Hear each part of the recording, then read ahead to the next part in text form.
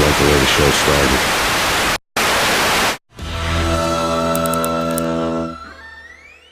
Yes, again, my name is Nathan Hyman III. Sometimes it's difficult for people to find a way to spell my name, so I'll go through the correct spelling for you now. Because you're imbeciles and you're a bit slow. It goes like this: S-N-A-P, S-E-N, or sometimes in the old English language version, we spell it a little bit differently. That starts with a little A-P, S-Y-N, Zin Hyman III now. I hope you've got it. If you don't, I'll run it back again. For small feet. All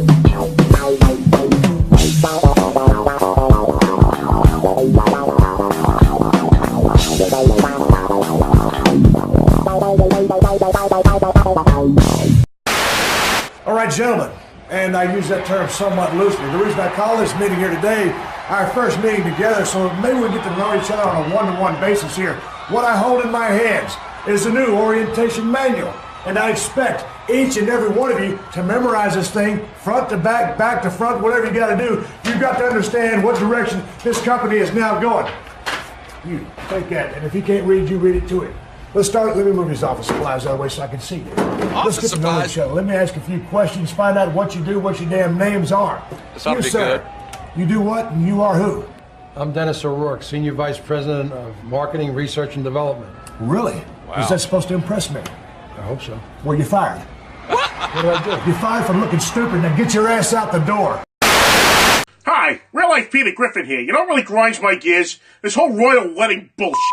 I mean, first of all, one of my favorite shows, Suits, is going to be ruined now. How are you going to have Suits without Rachel Zane?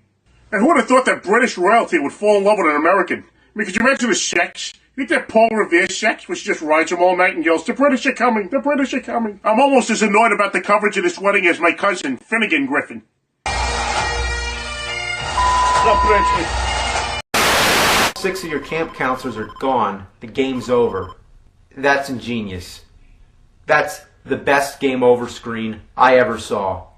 For real, I'm actually being dead serious. Dead fucking serious. That's brilliant, right? You and your friends are dead. Game over. It's priceless. Like, I can't believe it. Isn't that a mean thing to say to kids? Nobody ever dies in Nintendo. They're either defeated or they turn into an item and, like, float away. But here comes a game like Friday the 13th that just cuts the bullshit, shows some balls, comes flat out and says, "You're fucking dead." And your friends, too. Beautiful. And what if there was a sequel? It would have to say something even worse. Like, I got it. I got a good idea what it should say.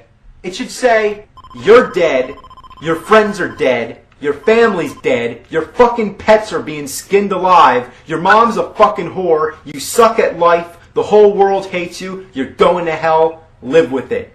Game over." So, that's it. I'd like to share with you a little story.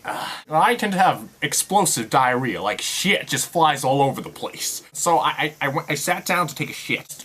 Of course, diarrhea just exploded all over the place. I mean, it was shit basically. I noticed there was no toilet paper left. So I got up and I decided to go get some of the toilet paper. When I got back to the toilet, I realized that I was dripping shit. I was dripping shit from my ass.